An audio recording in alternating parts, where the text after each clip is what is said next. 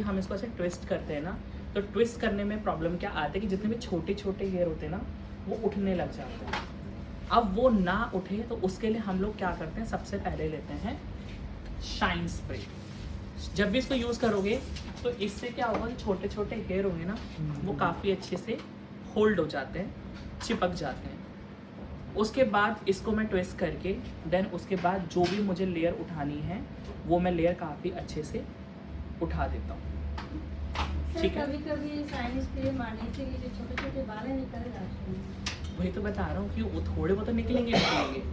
फिर उसके बाद लेना होता है होल्ड स्प्रे।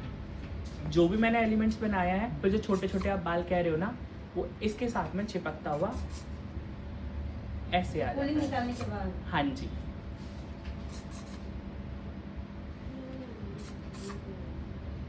मेरा स्प्रे निकालने का तरीका देखते रहना मैं कैसे निकाल रहा हूँ।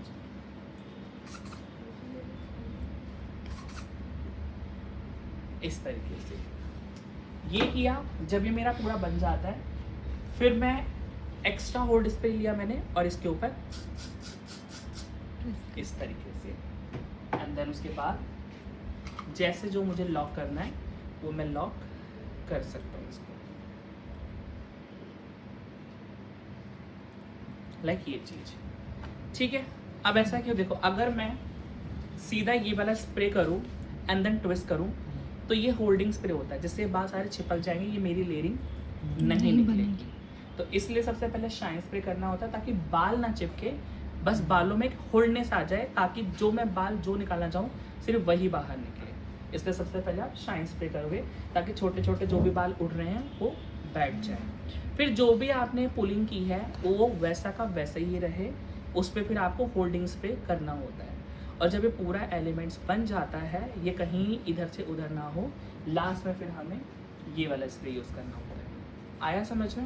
सर जैसे हमने शाइनिंग स्प्रे कर दिया देन उसके बाद पुलिंग करनी शुरू करी, हाँ जी। पुलिंग के बाद हम होल्डिंग वाला यूज करेंगे। बिल्कुल बिल्कुल, हाँ ठीक है।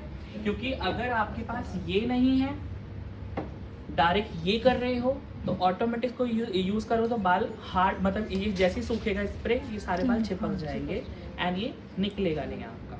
ठीक है, इससे पहले शाइन करना होता है। शाइन के बाद जो निकालना है वो वैसा का वैसे ही रहे, तब इसके बाद हमें ये करना है।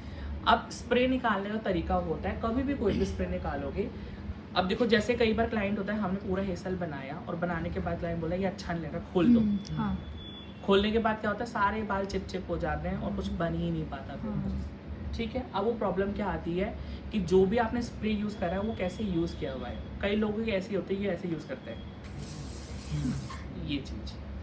मतलब आप जितना ज़्यादा स्प्रे डालोगे ना, बाल उतना ही ज़्यादा स्टिकी होगा, उतने ही ज़्यादा गीला हो जाएगा एंड गीली चीज़ें हमेशा बैठ जाती हैं। लेकिन जितना आप कम डालोगे वो उतना ही ड्राई होगा एंड ड्राई चीज़ें हमेशा बाउंस करती हैं। अब जैसे कि अगर मैं इसको ऐसे करूँ यूँ, तो ऑटोमेटिक देखो ये सारा वाटर है एक तरीके से। अब जब ये सूखेगा तब ये चिपचिपाहट आएगी इसके अंदर। वही अगर मैं सिर्फ इसको टिश्यू देना,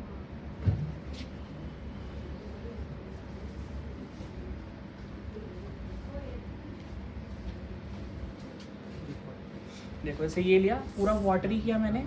अब इसको मैं ऐसे करूँगा, ये इतना ना होल्ड करेगा ही नहीं। लेकिन वही चीज़ अगर मैं इसको कम निकालता हूँ, लाइक ये लिया बहुत कम, बस इतना, ऑटोमेटिक ये उतना ज़्यादा होल्ड करेगा ये चीज़। ठीक है, तो वही होता है कि जितना कम निकालोगे ये उतना ही ज़्यादा होल्ड करेगा, और जितना उसको नहलाओगे ऐसे करके वो उतना ही ज़्यादा गीला होगा और वो सारा बैठ जाए। एंड जब वो गीलापन जब सूखेगा ना, तो एक वाइट वाइट सी परत आ जाती है जब इसको कॉम करते हैं। ओके, जब क्लाइंट बोलता है खोल दो अच्छा नहीं लग रहा, तो वो स्टिकी भी हो जाता है, बहुत अजीब हो जाता है। लेकिन अगर आपने इस तरह से स्प्रे यूज़ किया, जैसे मैंने आपको बताया कि जितनी नीट है, खोलने के बाद वो हेयर और ज़्यादा अच्छा हो जाता है। क्योंकि आप जितना कम यूज़ करोगे बाल उतना ही ज़्यादा ड्राई होगा एंड ड्राई चीज़ों में चीज़ें और अच्छे निकल कर आती हैं। अगर क्लाइंट खुलवा दिया और जब मैं कॉम करूँगा ना, वो और ड्राई हो जाएगा, उसके बाद चीज़ें और अच्छी बन जाएगी। आया समझ में? तो कभी भी स्प्रे निकालोगे हमेशा निकालना है इस तरीके से, पूरा ऐसे कभी नहीं करना आपको। देन निकालने का तरीका, जब भी आप कोई भी स्प्रे यूज़ करोगे, चाहे आप शाइन वाला कर रहे हो, चाहे आप होल्ड वाला कर रहे हो या एक्स्ट्रा होल्ड कर रहे हो, उसको हमेशा अगर आप देखो इतनी पास से करोगे तो ऑटोमेटिक वाटर ही आएगा, चाहे कम भी निकालोगे तब भी। वही अगर आप इसको थोड़ा सा दूर लाइक 12 इंच तक ऐसे निकालोगे तो हमेशा गैस बाहर आएगी।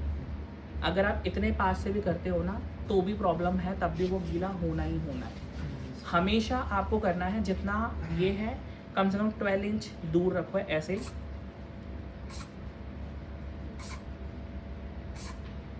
ऑटोमेटिक गैस ही बाहर आएगी और वो इतना ना गीलापन नहीं होगा उसके अंदर। आया समझ में?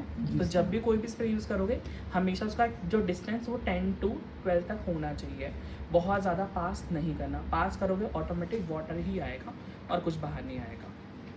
ठीक है, जा रहे हैं। ठीक है, ये आएंगे, अब ध्यान दीजिए। ठीक है, ठीक है। जो मेरे बट क्लास वाला। हाँ जी, ठीक है। अब देखो से मैं इसको खोलूँगा अभी ना तो ये बहुत अच्छा निकलेगा हेयर। इसमें ज़रा सा भी कुछ वो नहीं हो कि बहुत ज़्यादा गीला कर दिया हमने या कुछ भी, इस तरीके से। ठीक है, तो वही कि सबसे पहले हमने बालों को ब्लो ड्राई किया। ब्लो ड्राई करने के बाद फिर हमें ये देखना है कि टूल्स कौन से यूज़ करने हैं, क्रिम्पिंग करनी है, टॉन्ग करनी है, क्या करनी है। उसके बाद हमें होल्ड के लिए स्प्रे यूज़ करना है। और स्प्रे मैंने आपको बताया कि मतलब 3 टाइप के हैं हमारे पास, shine spray, hold spray and extra hold spray. ठीक है, इनको यूज़ करना है। मेन हमारे लिए ये ज़्यादा इंपॉर्टेंट है, बस स्प्रे एंड टूल्स।